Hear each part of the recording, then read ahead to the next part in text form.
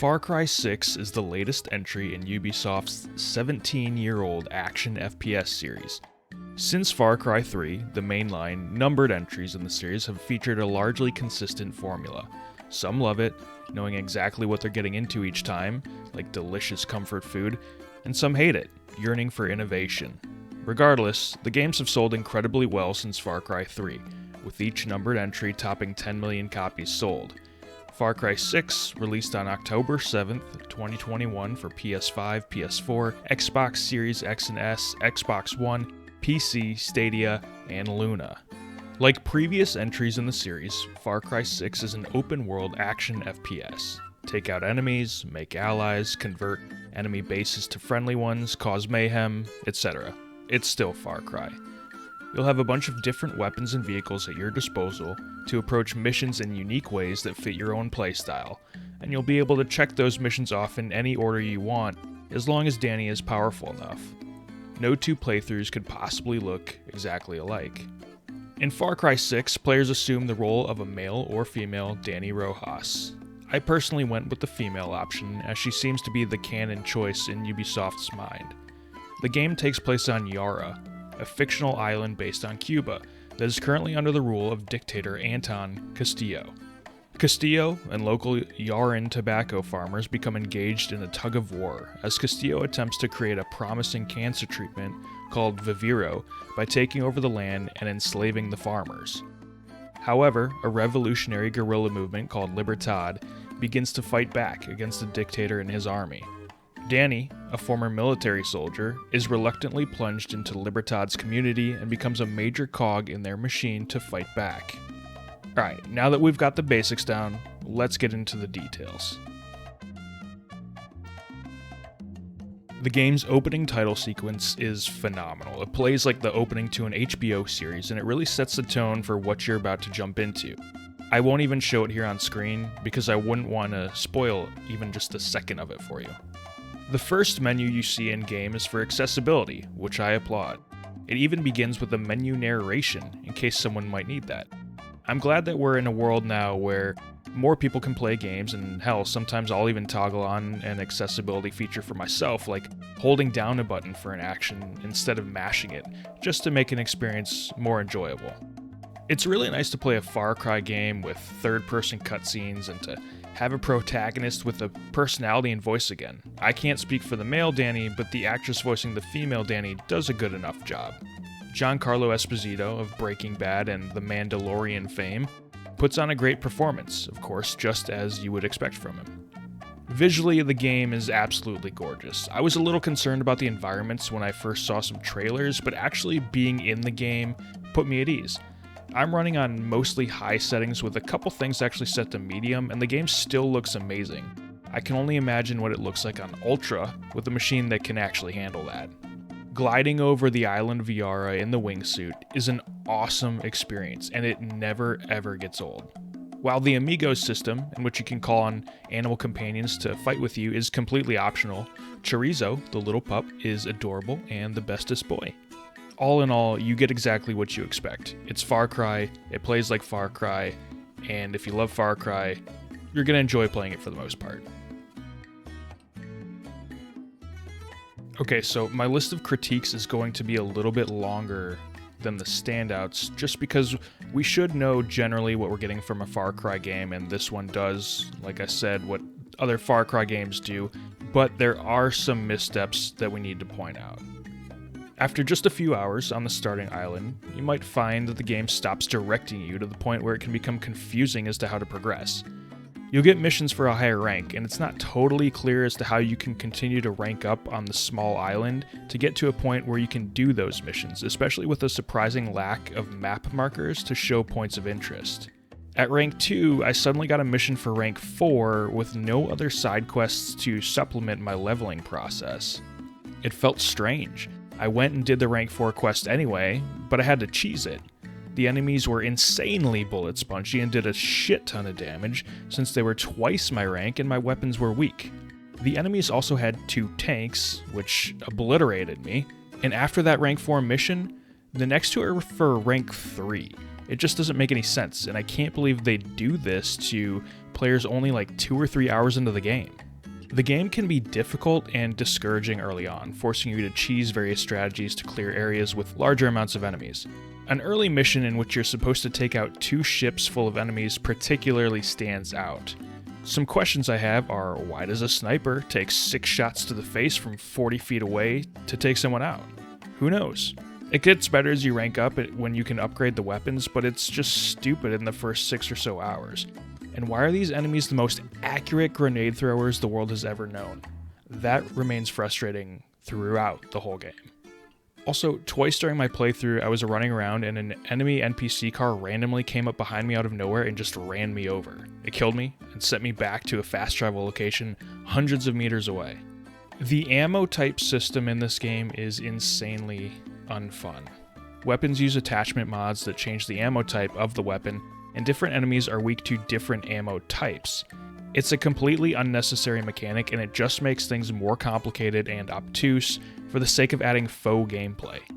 You also can't change ammo at any time. It can only be done at a workbench. Eventually, you can cheese the ammo system by just using armor-piercing rounds on all weapons, and that'll work well enough for you in most scenarios. The armor system is boring. It tries to replace a skill tree, which is something I'd actually prefer here, but doesn't go far enough with it. I mostly stuck with the same armor for the entire playthrough, even though they clearly wanted it to be used situationally. The game world feels weirdly small. It has less open space than Far Cry 5, or at least it feels that way, largely due to the mountainous setting. But when you first open the map, it feels like you've suddenly been transported to a Just Cause game. That, however, is not the case. The world is smaller than it first appears.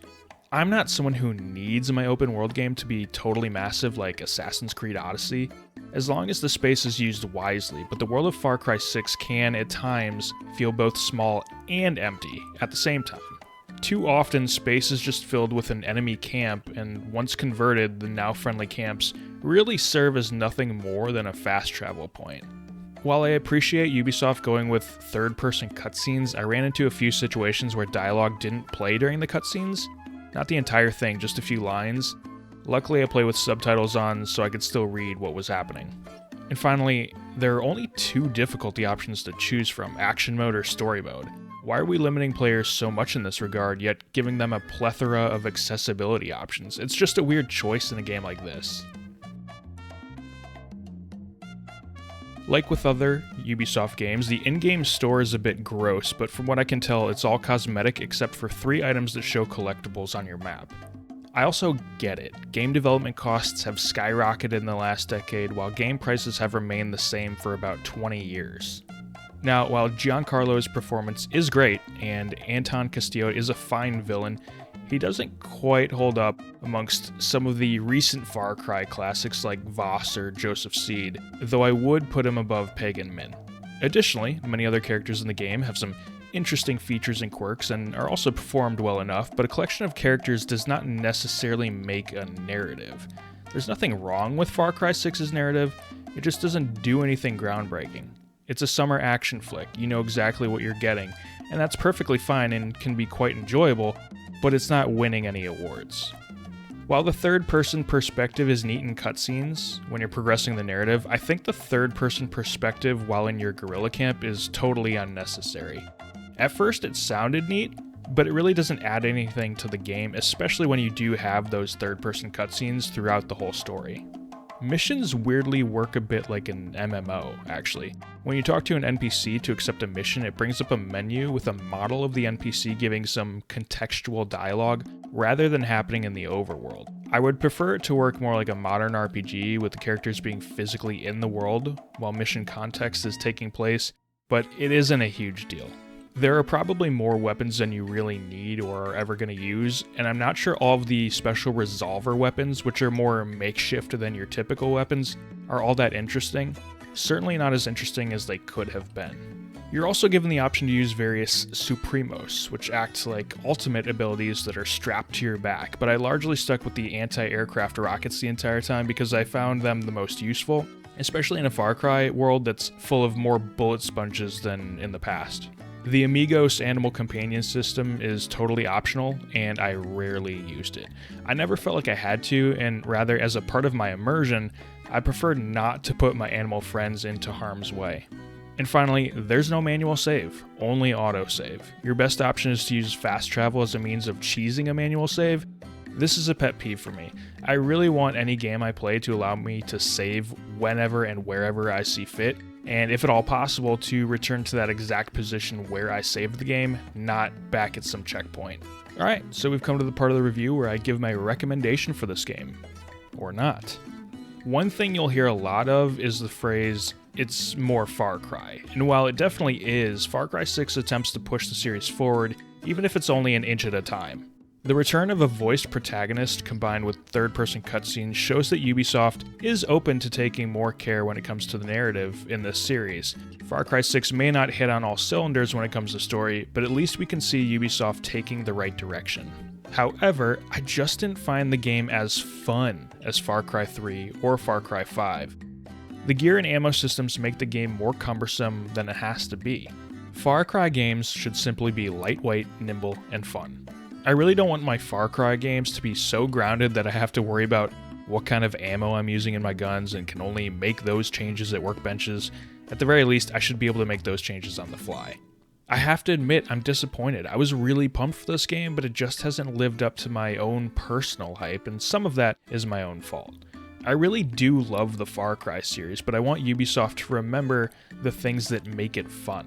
However, despite all of the negatives, some of them really annoying, I still found myself wanting to come back to play. I still get joy out of clearing markers off a map, converting enemy camps into friendly ones, and continuing to explore the beautiful and realistic landscapes of Yara.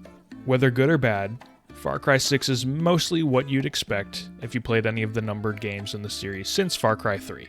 I think the positives of an improved narrative and storytelling technique, and the negatives of some unnecessarily cumbersome changes to combat, mostly balance each other out. So, just like Ubisoft, I'll repeat the conclusion. If you like Far Cry, it's more Far Cry. Hey guys, thanks for watching this review from the Goodnight Groofs. You can also check out our other reviews here on YouTube, and make sure to subscribe for future reviews, podcasts, and more. And check out goodnightgroofs.com for all of our content. Shout out to our patrons. The Value.